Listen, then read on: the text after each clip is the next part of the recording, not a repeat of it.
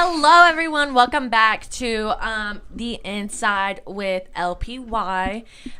Today, episode 20, right? I think episode 19 was last week. Yes. Episode 20. Wow. So today, we started a new series called Dissatisfied. Okay, I was like, I'm kind of scared if that's going to be wrong. It's Dissatisfied, and today we talk about our opportunities and to basically to seize the day and to seize our opportunities that the Lord gives us. Today we have a special guest. Drum roll, please. We have Quinton Williams.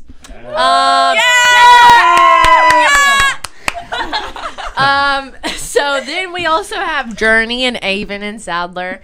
And Caleb. Oh my gosh, I forgot your name for a second. I'm sorry. That is horrible. Yeah, you see me almost every day. I know. Period. I'm sorry. So today, instead of interviewing Q, we're gonna do something a little bit different. We're going to talk about our small group questions and kind of have Q give us his point of view on things, and then we're just gonna bounce off of each other and sort of, say what comes to mind. Q, if you want to introduce yourself and say what you do. Sure. My name is Q. I am one of the founding pastors at Lifepoint Church, here where this podcast is currently being shot. And I also work at Albertville High School as a student advocate, and I'm the varsity girls flag football coach. And I own and run a tech company called Datacrumbs. Okay. Oh, it's good to be. And I thought when you were trying to think of the name of the series you're in, I thought you were about to say Determinate. And so now that's going through my head. Do y'all know that song? Nope. From Lemonade? Lemonade Mouth. Like Determinate. Have you never seen that? You never watched Lemonade Mouth? You've never watched Lemonade Mouth? Man. Oh my What? gosh. I also think that movie, I don't know when. I think I've watched Lemonade Mouth like 10 times. Mouth. I love that movie. It came out in 2011. So good. That movie came out when I was 11 years old. Did you watch it? Yeah, of course. Oh, my Oh gosh, that so movie good. was so good. I loved that movie. Man. I haven't seen most things that are like post 1998. Probably I don't know much. Hey, you don't Okay, have a old man. Okay. My favorite movie is The Guns of Navarone and Lawrence of Arabia for some perspective. So I know nothing about movies. What? Like what? Does it sound to you like I need the mic right now at this moment? Yes. No. Hey, in case you forgot, you don't have a mic. Aren't you like I got the mic now. 15? Yeah. I'm 14. You're 14 years old? Yeah. I'm older And I'm than leaning him. over a mic. Yeah, she's older than me. I don't know what the two-step verification there was. Lawrence of Arabia? 3 hours, 47 minutes long, and I really don't like this microphone. Yes, 3 hours, 47 minutes long, Lawrence of Arabia. What's your favorite line from Lawrence of Arabia? Oh, gosh, there's a lot to pick from. That's a good one. I think a lot of it was his accent. I couldn't probably nail it down, other than whenever he talks about his probably his education at the beginning, the very beginning, where he says, "You're a creature like you is one that I cannot stand." When his commanding officer says that, Okay. I mean, there you go. fair. There you go. yeah, I mean, like that's. Dude, he knows it. I kind of want to go watch Lawrence of Arabia now. Hey, watch it! I'm telling you, watch it. I'm gonna look at the camera because I know Anything Watch Sadler Lawrence of watches Arabia. is majorly boring, I will tell you. I will tell you. Gosh, Because- Ivan, good lord! Listen. Sadler just gave her a good Lord. Good Lord. Okay, Amen. listen. Sadler Yeah. is a very intelligent person, which makes him is. like You mean young boring? Sheldon. Young Okay. Sheldon. So he is like young Sheldon. Oh. Is that not a good thing? No, Not it's a a great horrible thing. great thing for Well, him. First off, I It's a don't, great thing. First off, I don't doubt Christianity and faith in Jesus. Okay, but that's not the And aspect second of off, it. I can't do math to save my life, Ivan. Oh. I do well, history and geography and most English. Fun fact: Duolingo. I've actually passed intermediate English in a couple weeks. I Most mean, English words he's good intellectually. with. I mean, I hope so. The mic's not finna run away from you, right? I don't like the mic, and you're pressing me over the mic. Listen here, microphone. Okay, so we're going to start off with our first question for Q. So our title is Dissatisfied, being spoiled with inconveniences. So with our small groups, we read James 4:13 through 17, and it says, "Come now, you who say today or tomorrow, we will go into such and such a town and spend a year there and trade and make a profit. Yet you do not know what tomorrow will bring. What is your life? For you are a mist that appears for a little time and then vanishes. Instead, you ought to say, if the Lord wills, we will live and do this or that. As it is, you boast in your arrogance. All such boasting is evil. So whoever knows the right thing to do and fails to do it, for him it is a sin." And our first question is, I just clicked off. Okay, our first question is, how do we sometimes act like we have unlimited time? Ooh, I don't know. Yes, thank you. That's really that's a weird thing for me. I don't live that way. I've always lived like I was going to die very, very quickly. So like I've always, I mean, Journey knows it. He always is afraid he's gonna die in his sleep and stuff, and he's always so dramatic about it. Every single day you'll have a crab. He's like, I'm dying, help. But it's been like that way. I told Audrey before we got married, this was years ago, that I didn't think I'd live to be like 25. And why do you think that? Yeah, why do you? Yeah. No. It's like every single year, you're like, Yeah. I'm gonna What? make it. Q. Why do you think that? It's a miracle. Well, it all. Why do I think that? Yeah. It all started. I was going to go on a mission trip to New Orleans during Mardi Gras, and I ended up. This is like my first one of my first mission experiences, and about 3 days before I went, or maybe a week before I went, I had a dream that I was like walking up to this guy and I was sharing the gospel, and he pulled out a knife and he stabbed me and killed me, and I thought, like, I'm going to die on this mission trip. So I told Audrey, like, hey, I don't know that I'm going to make it back from this mission trip. I think I may die on this mission trip. And since that day, I've always thought, like, my life is short. So I'm not really able to relate with that question very well, because most days I don't think I have very much time left. And it's probably one of the things that motivates me the most. Not like to do everything I do. I hate sleep because, I mean, Journey's right. I do think, well, if I go to sleep, I can't control things. What if I die when I'm in my sleep? So I don't like to go to sleep. I don't sleep very much. I get up early. I go to bed late because I just don't want to waste time. I do multiple things at the same time because I feel like I run out of time. It's like I'll watch TV and be like working on my computer or doing something on my phone. Like I multitask all the time because I'm trying to get as much done as possible before You die. Yeah, which I think is very soon. Don't say that. I just said that's how my mind is. Goodness gracious. Why do you think, or like, why do you try to do so much all at once and feel like you're still like, why do you not want to waste your time? Like I understand, like, not everyone wants to waste time. Do you kind of get what I'm trying to say? Like, yeah. Why do you feel like you need to be doing so much? I think part of it is like spiritually, like I want to have mattered to God in the way that, like, I want him to have been, I don't know, I want him to feel like I've said thank you sufficiently, when my life's over. And not that I'm going to be anything great or anything like people are going to write books about, but I just, when I see God, I want him to feel like, okay, I mean, you said thank you with your life. Mm-hmm. And then the other part is too, like, I think most people want to have left some kind of legacy behind them. And so I think that's why I'm busy a lot. Like I want, if I am going to die soon, I want people to have, at least around me, thought, well, he lived life and life to the full. Jesus says, I come to give you life and life to the full. Yeah. Like I want to live that type of life. Yeah. What? Okay, so my next question, I guess, following this, you said you don't really relate to that. But has there ever been a time in your life where it just reminded you, like, how precious time is? Yeah, and I think that when it comes to living a life that matters and a life that makes impact, like, one of the things that's super important is realizing that a lot of us just play games with that. In certain moments, we're very committed to living a life that matters, while in other moments, we're just going to go, play Fortnite. We're going to go do whatever. We're going to go hang out and veg out on, like, Instagram reels for an hour. Not that we don't need that time like that, but then that stuff trickles down to other things. Like the crazy thing is, if life's trying to be short, let's be authentic. Like whoever we are right now in this room, let's be that person like every day. Like good or bad, let's be that person.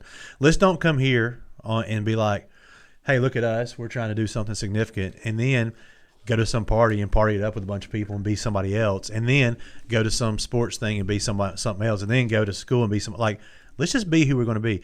Like not that we would all do this, but let's imagine like we're all, people going to parties and getting wasted every weekend, right? Should we just go and like be wasted all the time instead of playing both games, Like that's the time I don't think we mean to get there. Like I don't think I mean to get the places where I'm wasting time on Fortnite. I just slowly slide into that. And I do that. Like I hadn't done it lately, but me and Journey went through a season where we could play some Fortnite together. I mean, she went through a Fortnite season, and she went through a Fortnite phase, guys. She drugged me right into it. Like I was all in on that Fortnite phase. Fair. I could just see him playing Fortnite, and that is something I would very much like to see. I'm decent. He was, competitive. Okay, wait. I would love to how are indulge you in a at it? Fortnite match against Q. Journey is decent too. Okay. Yeah. I'm not that great, but I'm not that bad. I only play OG though. Because, like I said, apparently I'm old according to Aiden. I mean, we played. Yes, I know. I feel like mentally you are. Yeah. We would play two-player games and win. The duos. Yeah, we'd do duos and win 30% of the time, maybe 33% of the time. So it was good. We had a good team. Pretty solid team right here. Yeah. Okay. Yeah. But again, you can waste time doing that. You know, Right. like it's, and not that we shouldn't have rest. Like we need rest, but you need to be like make sure you're actually resting and make sure you're actually being like who you are. But be authentic, man. That's the thing. Like just be you. That's what the world needs, is to be the you that God made you to be. And I think we waste time when we're trying to be something else. And a lot of pressures make us want to do that. Like, I got to fit in with these friends, or I've got to be more popular, or I've got to be successful. And so I got to change who I am. And that's when you begin wasting time, is when you're trying to change who you are, you know? That's actually funny because I told Carissa earlier, even before like our message, I was talking to Lincoln, and for those that know Lincoln, he doesn't get along with most. So he's very picky about the people he talks to. And I was like, hey, Lincoln, was trying to give him a fist bump, and he was like, zip it. And I was like, what did I do? And then he started counting down. You know how like we have our countdown before worship starts? He started counting down, and he said 1. And I was like, hey. And then he was like, get away. I was like, oh my gosh. And I told Carissa, 1, 2. And then I was like, yay. And he was like, get away and zip it. And I was like, oh my gosh. And I told Carissa, I was like, I'm just too much for Lincoln. And then she was like, yeah, you are too much for him. She was like, you may just need to take it down a notch. And I was like, life is just too short to not be too much. And it was crazy because I was like, then that's like what Clay was talking about, that life is just so short. And I was like, that's just crazy. And I know a lot of people like nowadays, or like I guess people in high school and just teenagers in general, like I guess it takes people a while to find out who they are. But then once they find out who they are, I feel like you just slowly find your people. I mean, have you guys figured out who you are? I mean, I have. I mean, it took me. I probably didn't figure out who I was until mid-20s, 30s. But have you guys figured out who you are? I don't know. I don't know if I figured it out. But I did want to share this little illustration I saw. So one day I watched like a section of a sermon, and I don't know, y'all probably seen this because I think it was pretty popular little clip. But how you were saying that you like slowly slip into playing more Fortnite or wasting your time, is like this sermon explained. There was 2 ropes. There was 1 rope, and there was a rope that connected to it. And so it was like, when you're going down this rope, this is your life, and it's everything you do is another step to the next part and piece of this rope. But then along the way, you'll have the other ropes that go alongside, and if you make a decision that goes down this rope, you have to counteract that to come back. And the more times you make bad decisions, the deeper you're getting yourself down that wrong direction, and the deeper it's going to take you, the longer it's going to take you to come back up. and then go back on the right track. So if you notice yourself slipping, you have to hold yourself accountable and come back. And even when it's hard, even when you have to the Bible says you have to deny yourself for God. Like, you can't just make all your decisions because you want to do things, but you have to do things that even you don't want to do because it's worth it in the end. I agree. Dang it, I was going to say something to like go along with what you were saying and I forgot. I don't remember, but yes, I agree with everything that you said. And if I think about it, I will tell you, but I probably won't. So in the passage, it says, where'd it go? Okay, it says, "What is your life? For you are a mist that appears for a little time and then vanishes." Hava. Hava. What does that mean? It's a Hebrew word for vapor. Hava. Hava. Yeah, it's used in Ecclesiastes. I mean, James is making an interesting reference back to Ecclesiastes here. Ecclesiastes says, meaningless, meaningless, all things are meaningless, or vanity, vanity, but comes from the base word hava, hava, everything is vapor. And saying our life is like that too. Which is interesting because if you talk about wasting your life, when you read Ecclesiastes, it's the wisest man in the world, Solomon, trying to figure out what life's all about. And he pretty much says, like, we spend our life on things that ultimately don't matter. And I think James is making a reference to this, like, yeah, I mean, you can try to plan a bunch of stuff, but like, life's like a vapor. It's here one day, it's gone the next. So you need to make sure the things you're doing matter, that they have purpose, and not that they're just feeding into your ego or feeding into your desire to be something that's not who God wants you to be. And that's, man, you guys have such, I mean, I see it all the time. I talk to students all the time.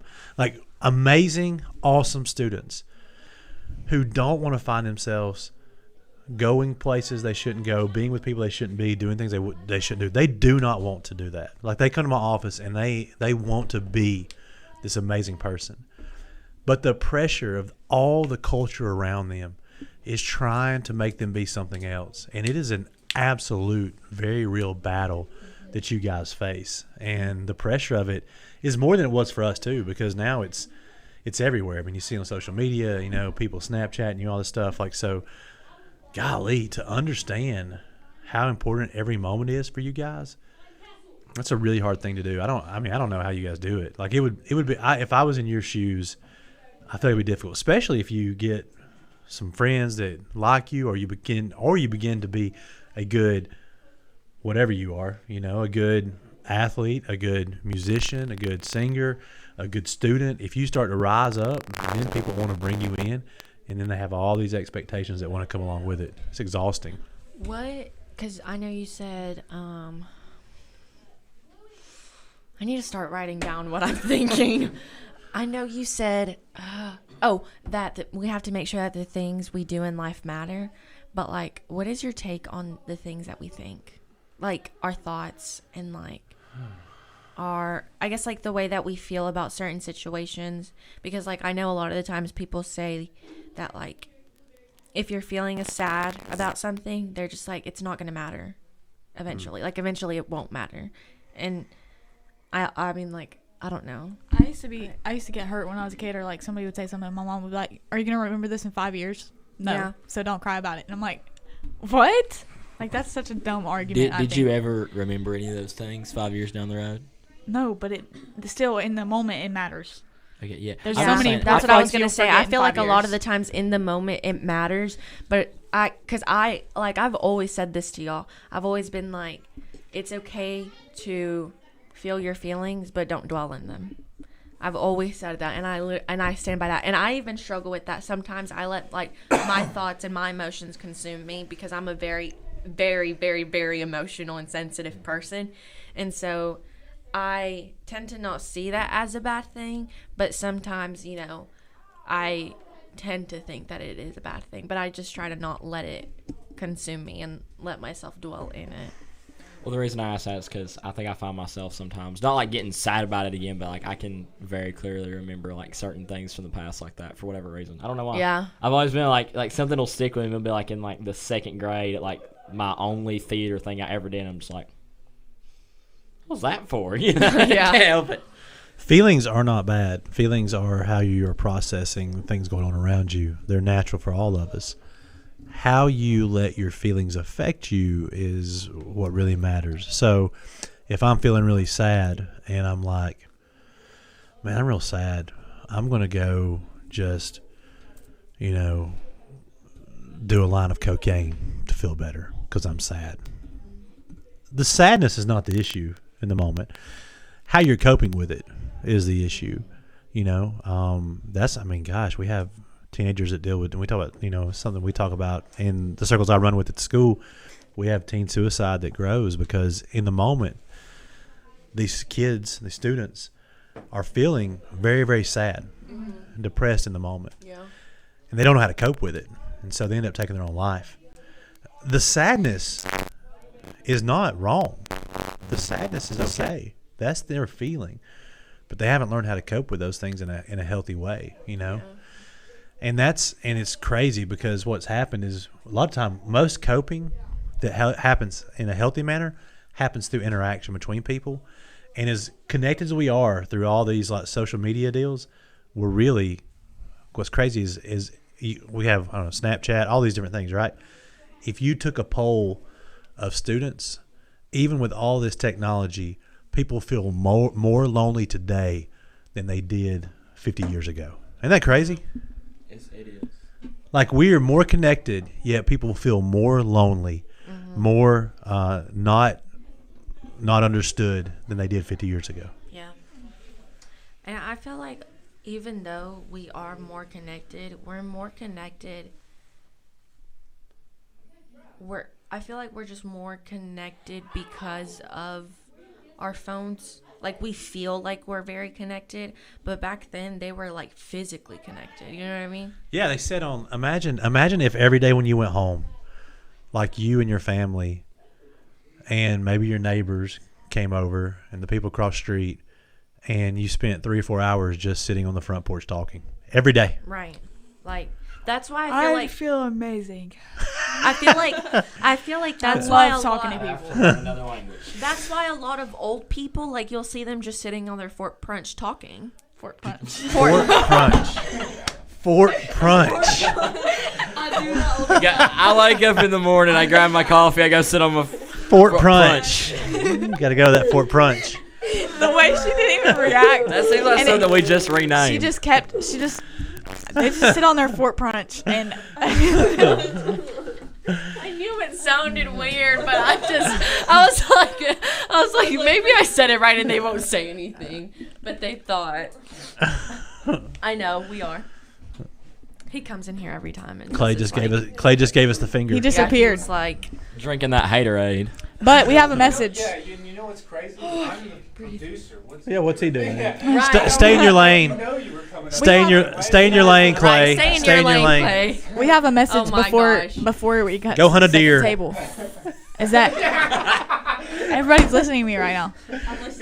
I'm like half listening to you. But my message is that we love you and there's nothing you can do. Front about porch. it. Boom! And now we dab. Okay, we're gonna. Oh yeah, dab. Wait, but I'm not done. Punch. We're gonna take a break and then we're gonna take a break and then we're gonna come back with the second table. We're gonna go sit on the Fort Punch. Oh my gosh, I cannot.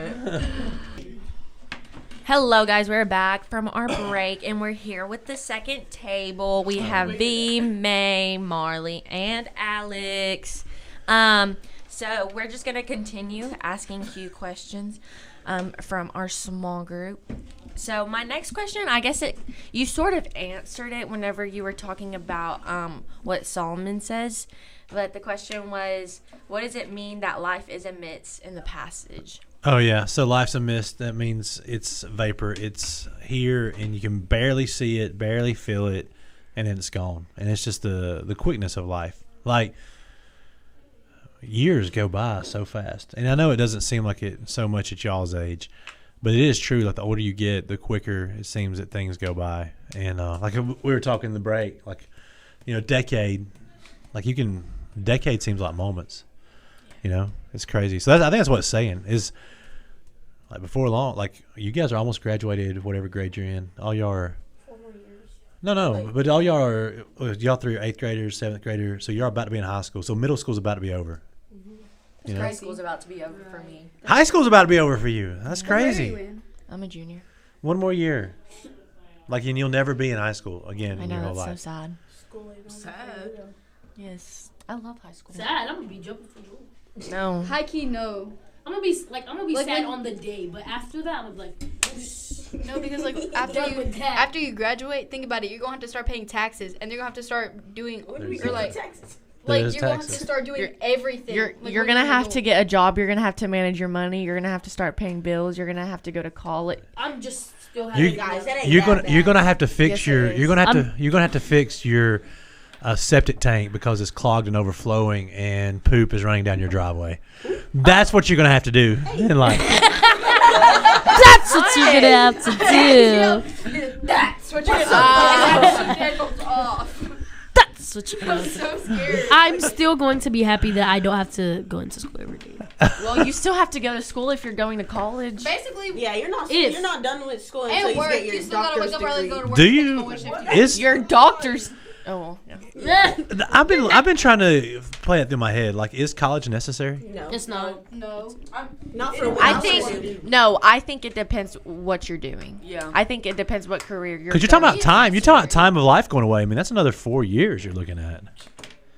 I want to be a musician, so I could just go viral on TikTok and bro. musician. I can just blow up on TikTok and they're like, oh, me. I'm like, yeah, I'm famous, guys. See, but like me, I want to major in journalism, sports production. I want to go to an So SEC do you have to school. go to I want school for that? I want to go to an SEC school, and What is? I I don't know want, what that is. Like Auburn, Alabama. Oh, Tech, like and I thought you said no, and SEC school. SEC school, Yeah. and train because I want to do like I want to record like NBA games, NFL games, MLB games, like things like that. Like Aggie Vision? Like basically Aggie Vision, but something bigger Like than that. more Because that's what I already do, and I enjoy it. And so I think going to college for that. And I feel like college is like, I feel like it just shows you a lot of responsibility. I think it's a huge part of life. I I mean, I don't think about it. I get no. I went to a year on campus, and then the rest of my college, I just drove to Jacksonville, took classes, and then went to work. Millsaps is my first college. I played okay, at. I will say it does also depend where you go to college. It does. Like I'm not gonna go home every night after I take a class at Auburn and then drive back all the way. No, to no, Auburn, no, You know no. what I mean? Yeah, for sure. But like you went to Jacksonville, so that's like. But like I plan on going to Sneed the first couple of years, and then transfer to Auburn. So, I think it's kind of like the introduction to adulthood in a way. I guess like you finally feel like you have freedom in a way. I guess. You should start a whole. I need somebody to start You should make your senior project to get to prepare you for this to be hype person for flag football. You should do interviews and videos and just hype up flag next year. Actually, can we have a TikTok account next year? No. For what? She just asked if they could have a TikTok account for flag football. For what? My girls in I flag remember football. when Boaz got it and we were all jealous. Yeah. Jealousy is a sin. Post? They throwing a football? Jealousy is a They were all sin. mic'd up. But they got all them like Speaking of being Facebook. mic'd up, by the way. Nobody can do Yeah, you need to grab I've already done. But they got Flag football, the girls always want hey, why don't the band come out and play for us? Why don't the cheerleaders come out for us? And I tell them the same thing over and over. If you'll win all your games, people will come watch you. Oh, I don't know. We didn't win all our games. We won 8. That's still a pretty good How job. many? 8 out of 13. Period. That's not good. We could do a lot Guys, better. we actually got to beat Oxford this year. Did y'all not? Oh yeah, y'all lost. Y'all didn't lose by a lot though. Oh, by Oxford, we should have won. We should have won Oxford. We should have won that other one. I forget who they were. No, I'm not even gonna bring it up. What? When they cheated Ella, she was right at the score line, and then they're like, Oh, yeah. that doesn't count. Yeah, that was bad. But if we win all our games, lots of people will come Yeah. watch us. And like, there was pretty much a lot of there was a decent amount of people last year, from the first year that I started. But I want Adriana to make it like a journalism thing next year. That's your project. Okay, I will do it. I promise. I will make it happen. You can make like almost like your own, and then you could use it as your senior project. And when you're trying to get scholarship to go into that field, you could show them, look at this kind of documentary I made on the most popular up and coming girls sport that exists currently. I'm just telling you. Y'all heard it right here. If you see me in the field in 15 years, this is why. Okay, listen. We spoke in small group about James, yes, in small groups about James. And I read about how in one of the verses it says, if the Lord's will, we will live and do this or that. So what does it mean? What does saying, if it is the Lord's will, mean, and how could we apply that? Yeah, it's really given, it's holding things loosely. Like, so I heard it was said one time, this person at a youth conference, they did this big message, and then they told everybody, take out a sheet of paper and write down like how you want life, your most awesome Christian life to be. So like, they're like, I want to go be a missionary in this area. I want to get a college degree in journalism and use that to share stories about Christ, whatever, like, I don't know. What are some of y'all things y'all want to do? Pharmacy. Be a pharmacist and then make money, but also take care of people in my community, whatever. Like they said, what we do in life is we write down this really cool story, and then we on a sheet of paper, and then we hand that paper to God, and we're like, hey, look, God, look at this cool life I want to live. Sign off on this. To say, God, if it's your will, is more like this: to give God a blank sheet of paper that we've already signed, and say, hey, I've got some things I'd like to do, God, but you write what you want, and that's what I try to do. Like with the things when I have opportunities, I had a school reach out to me yesterday, offered me 2 coaching jobs, and I don't know if I can say what school because they were trying to hire. It was 2 jobs at the same school. No, I'm not taking it. I told him I was committed to. Okay. No, I told him I was committed to Aggie for life. Aggie for life. Well, I'm committed to flag football to see it through. I mean, I think we've built something great. We have to. Q on the. So. No, I've never really cared about the Aggies. I'll be there tomorrow as quick as I can. Thank you. But.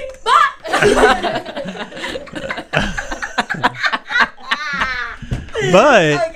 Like the whole like, if it's your will, it's those type things. Like I want to coach flag until I'm kind of done coaching, if that's God's will. Mm-hmm. If there's opportunity like yesterday when he texted me, that one is an easy one because I'm not going to leave.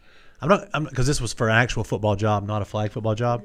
I'm not going to give up my Friday nights on Desi's senior year when she's marching. Right. I'm just not going to give it up. So I just didn't feel like it was God's will. But if somebody called, I want to be able to say, all right, I'm going to pray about this and see if this is God's will, Do you feel like that offer was like a test to see how committed you are to what you're doing right now? Or no, I mean, that wasn't a test as much. Maybe like when Sneed announced flag, I had 2 people from Sneed asked me if I'd put in for that job, and that was probably more because that felt like, ooh, I'm getting asked to be a college coach. But again, I feel really committed to what we're doing. Yeah, I don't know. I just We appreciate you for that. Well, I felt we're building something special, and so I want to see that through. I don't know how long that is. I mean, somebody else will do it one day. I'm not going to be the flag football coach for the next 100 years at Naperville High School. Why not? If it's in God's will. There you go. But 150. Like, let's go, Aggies!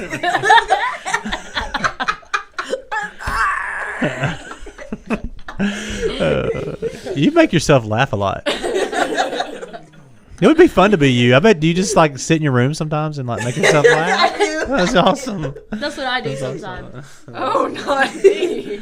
I look at I open my camera and I make faces. I just laugh. Or I call Vileisha. Like if I didn't laugh, I call Vileisha. Then we'd be like, we'll just like the first thing we do, like when the call opens, his face is, and then we just die laughing. No, you have to see all the pictures that they have of me in their phones. It's the worst. They have so many bad pictures of us on FaceTime. And we had this like photo circle thing for like, because in Vocal we make a slideshow of all like our moments from the end of the year. I'm getting done dirty. So dirty in that slideshow. You've added the most pictures in there. I know, but not as me. if you're FaceTiming somebody and they make a funny face, you'll like screenshot it. Take a picture. Yeah. Oh, I don't do that. But. That's why people are always like, May, why is your camera not on? That's exactly why. Yeah, you're the one who's always taking the screenshots. Because as soon as her camera also ain't on, so she don't care. Right. That's funny.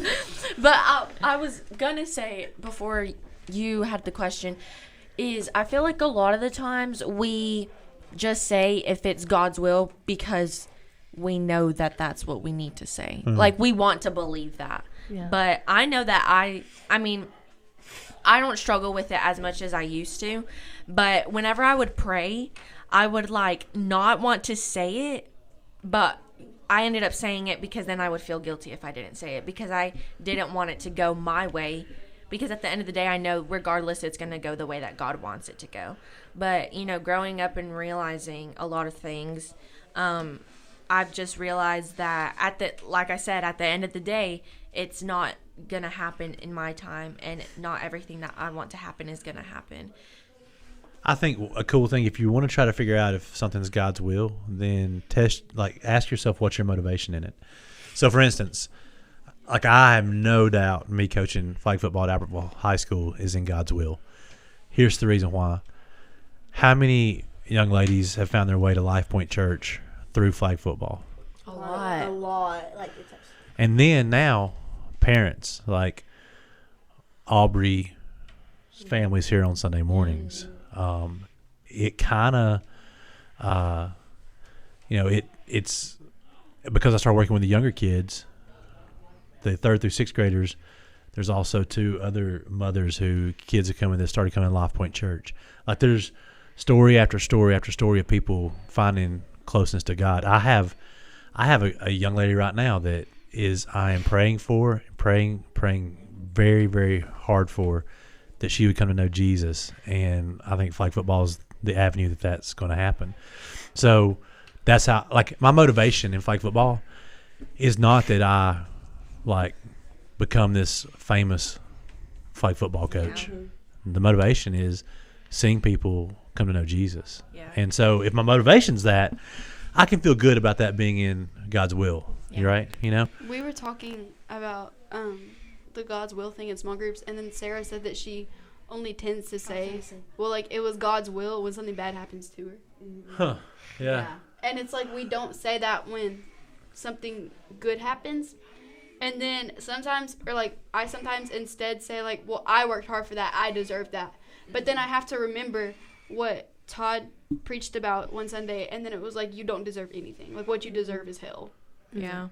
So. And like Clay, actually, let me pull up my notes because this really like stuck out to me. He said, in the grand scheme of things, God wants you, but he does not need you. Yeah. And I was like, who said that? Oh my gosh. No, like it was because obviously, I think I actually said this earlier this week whenever I was talking to somebody, like, you don't deserve anything. You don't, like, God is being generous by giving you all of the good things that you have in your life. Because like Marley said, like, we all deserve hell. We are all bad people. But it's like Sarah, sorry, I was like, I just like zoned out for a second. My brain has not like been here today. Like Sarah said, You got it.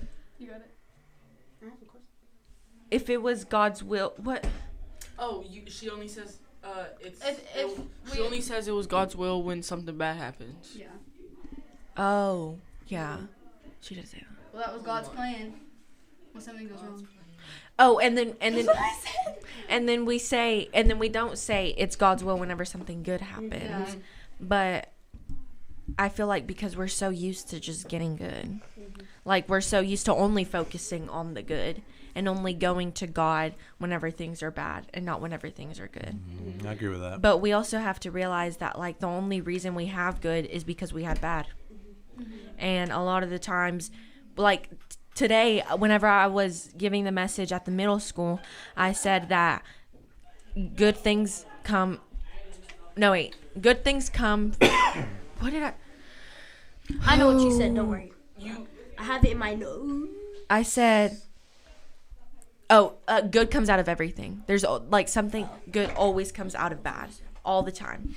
And not only am I saying that just because, like, I've heard that, like, I've experienced that. And I was telling them, for example, my cousin passed away, what, like 3 years ago? I remember that day. Yeah.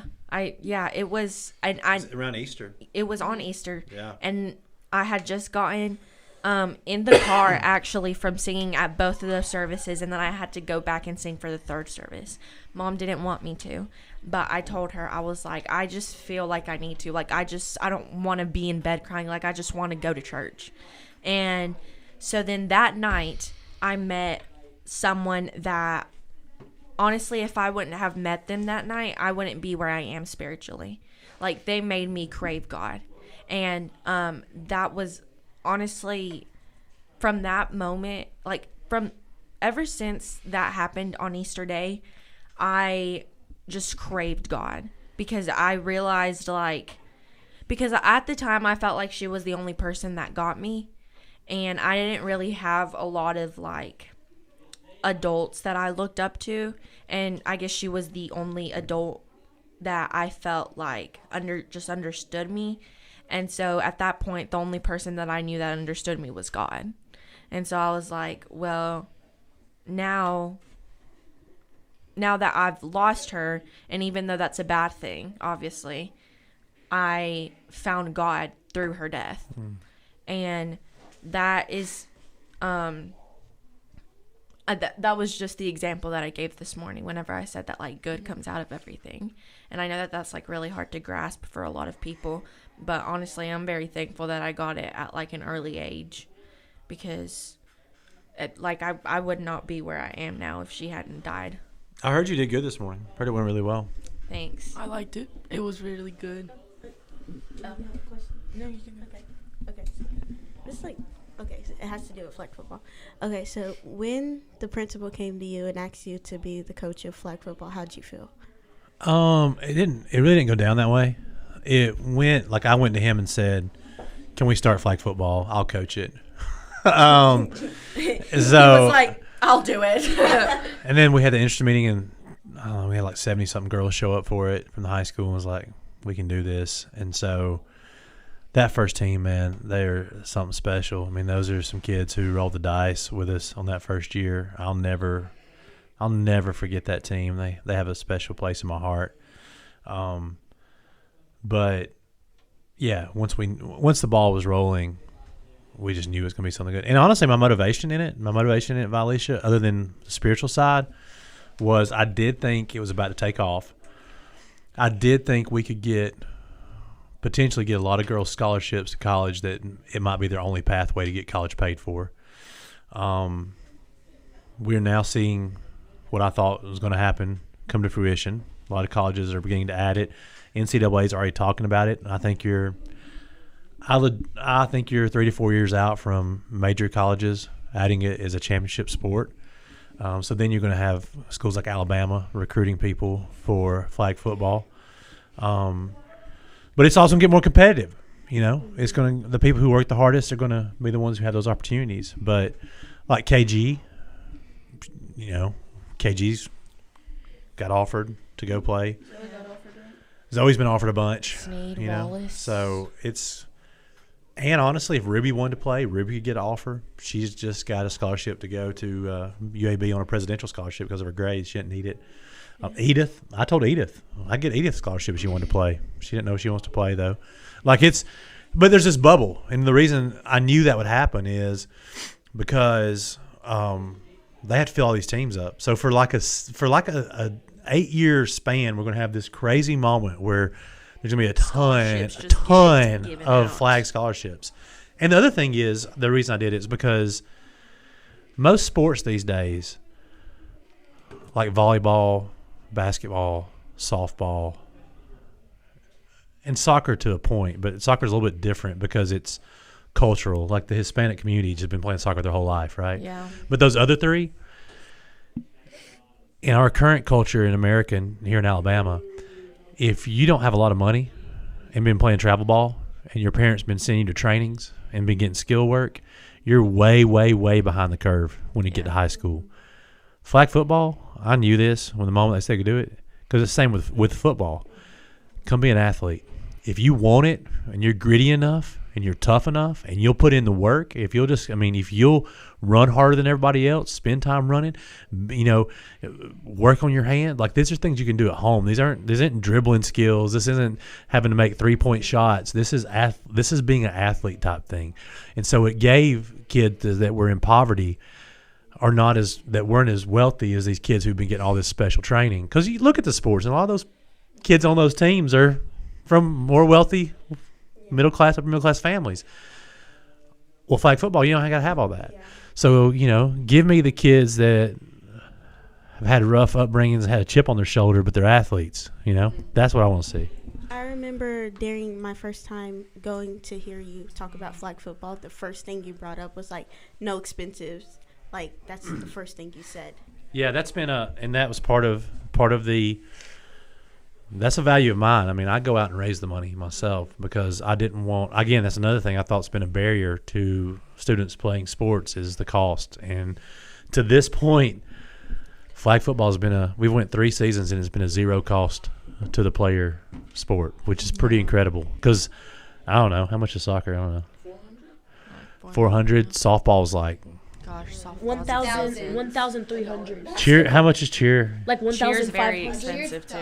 So like I'm saying, like all these, even track's $400. Yeah. Right. So like we're doing a zero cost sport, which is just kind of unheard of. How is track 400? That's crazy. You're just running. You're telling me I have to pay to run. I can do it for free right now. To be honest, I think it's for nationals. Yeah. Well, there's expense in flag. There's footballs every year. There's cones. There's flags. But again, I just didn't want that to be a barrier, so I just go out and raise that money and find that money myself. Yeah. Yeah. So I know that in the passage, James mentions how being boastful is sinful, but why? I tried to memorize the question and I couldn't. Fail. Why is boasting about our plans seen as sinful? It's prideful. I mean, pride is the root of sin. Yeah, we love to brag. We're all braggarts at heart, and we like to brag because it makes us feel better about ourselves. The honest truth is most of us are very insecure human beings. Yeah. I mean, if we're really honest, we're like insecure. We think that, we're not good looking enough, we're not smart enough, we're not good enough athletes, we don't sing well enough, like people are always judging us. We feel like we're never going to live up to everybody's thoughts and standards that they have for us. So what we do is we brag about these things that we think give us some validation and validate us in some form or fashion instead of just trusting who we are in Christ. But that's a real pressure that exists. I don't know if y'all feel that pressure at all. I don't. Y'all probably all very secure in yourself and not insecure at all. You can ask me. Sorry. I feel like that also just has a lot with growing up. Yeah. No, it doesn't stop. You can ask May. Thanks, Cody. No. You can ask May and B the entire time that we were reading James. I was like, oh, the entire time. James, I studied James one summer and read the whole book. That is by far my favorite book. James is really, really good. Right. He was like, he basically said, you don't know what's going on tomorrow. Why are you trying to plan tomorrow? Like, just focus on today. And I was like, God, dang. Right, like, God, please. Probably one of my favorite verses in the whole scripture is James 4:7. It says, humble yourself, resist the devil, and he'll flee far from you. Draw close to God, and God will draw near to you.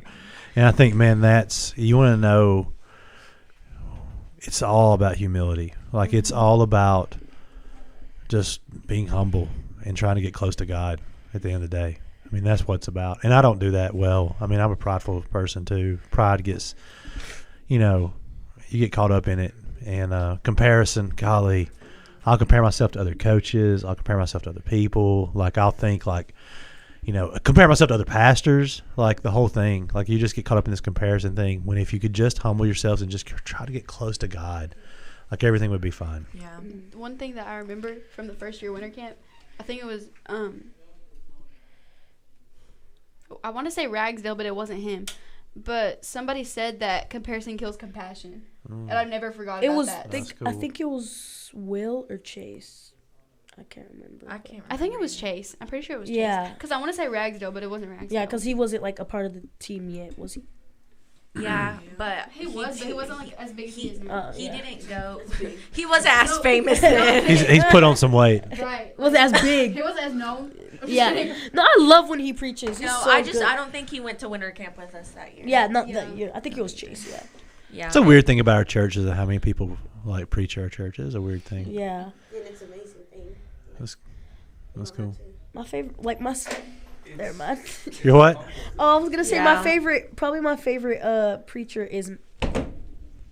Sorry, can't break this one because I just got it. But my favorite preacher is probably Matt, because he's like, I don't know, I just like. I'm gonna be so for real. Mine's like the way Clay, he teaches. not just because he's our youth pastor, but he literally doesn't care to call you out. Yeah. Right. And he doesn't like sugarcoat Can I stuff. say something? Y'all have one of the pastors sitting in here right now. Well, like, And he was just real stuff. I mean Sunday wise. Okay. No offense. No, I'm not offended. That's actually what's one of the great things is, like, I have people who, like, they like to hear me best. Other people like to hear Clay. If you're really intellectual, they like to hear Todd. Like, everybody. I mean, that's why I'm saying it's so cool. Like, you got all these different people who have different preferences. Most churches, it's really easy for a church to turn into a cult of personality.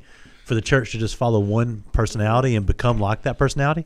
It's hard to happen at LifePoint because there's just too many people up there all the time, Oh, and I just like hearing the different point of views from every. That's why I love that it's not just one single. The way Todd talks just makes me laugh the whole lesson. That's why I prefer Todd. I know he's so jolly. Like I just love Todd so much, and the second that I started coming to this church, I love when he preaches because of his voice. Yeah, his voice is like. I just love Todd. Right, his voice is just so like. What did he say one time? He said like it's Baltic in here or something because it was cold. Like him and I forgot who. I think it was Ragsdale. But like he was like it's cold in here. And then Todd was like, yeah, it's Baltic, and I was like. What is that word? That sounds like something you would say. But like your beach camp what is it called again? Message? Yeah, your beach camp message was really good. But like I feel like the thing about this church, like y'all preach so many different ways. Like there's like Clay's like kind of like for the youth, obviously, and then there's like I don't know the other. That's what I was about to touch up on is Clay is like he really connects with the youth. He's just like Marley said, like he's just very real. Yeah. And I guess because he's like younger than you, Matt and Todd, he sort of I just said that. Not I guess like relates, but he's just very blunt.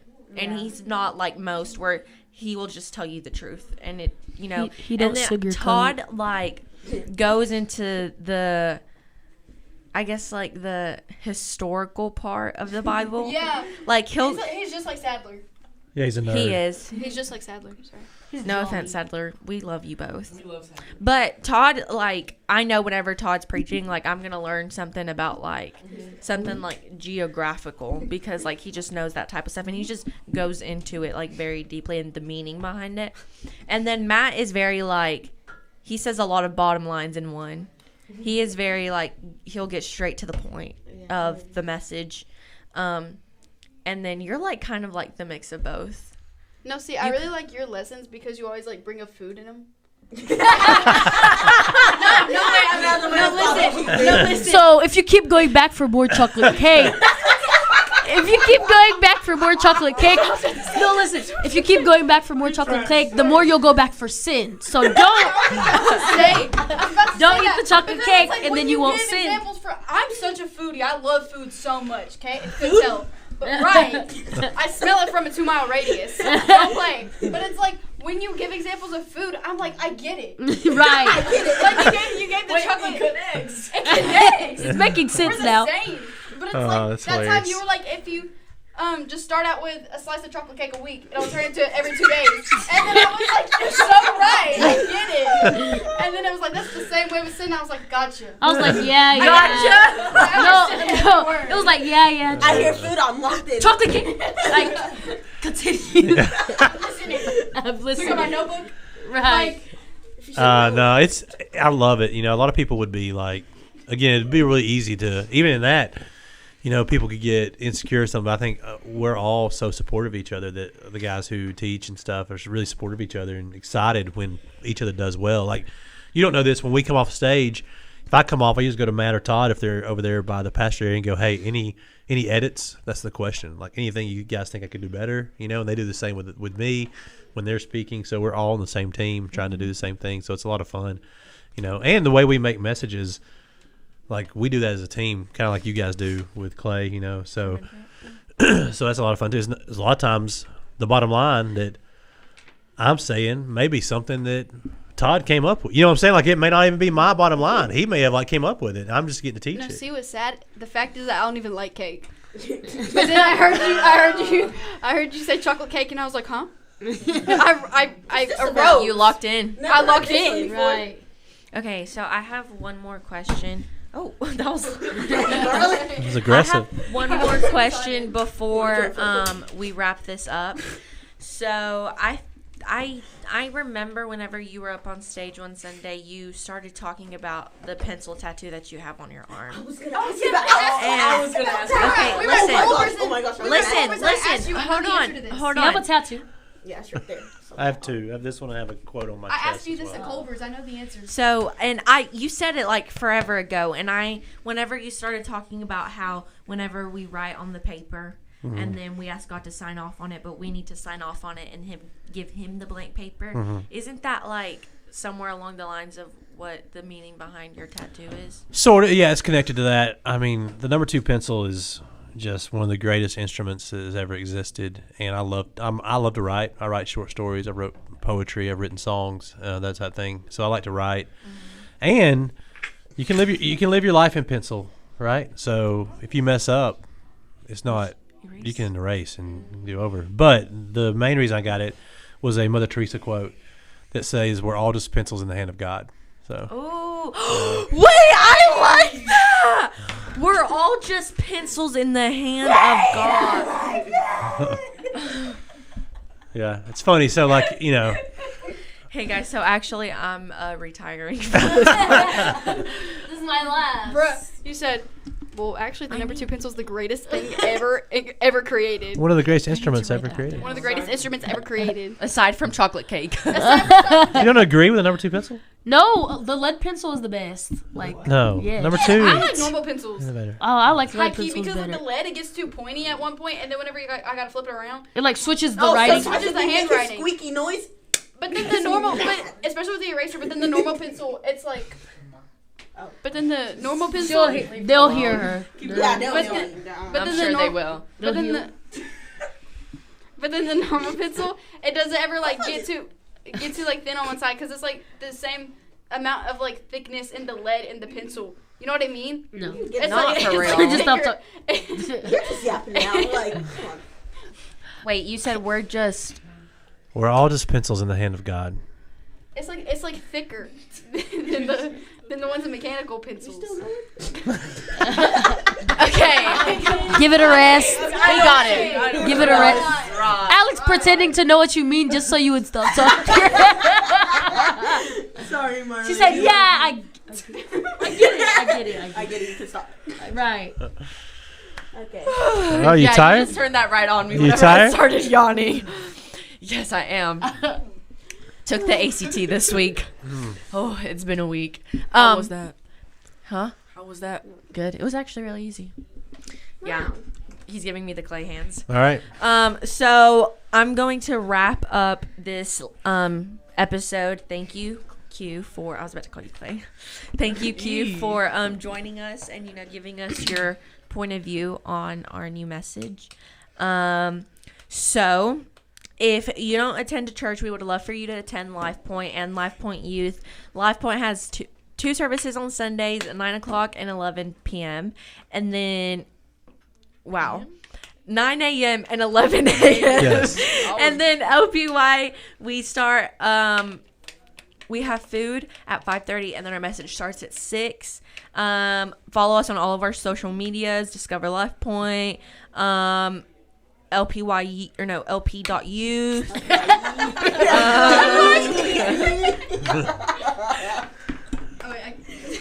This is just a bully Adri thing. Like, they just bully me. Okay, keep going. Okay, and Oh. I know, I'm literally wrapping up right Clay, now. come in if you don't know what I happened. can't wait for you to hear this episode. Oh my gosh. I really Get can't out. wait for you. Okay, so thank you guys so much for joining us and watching this episode. Remember that we love you and there is nothing you can do about it.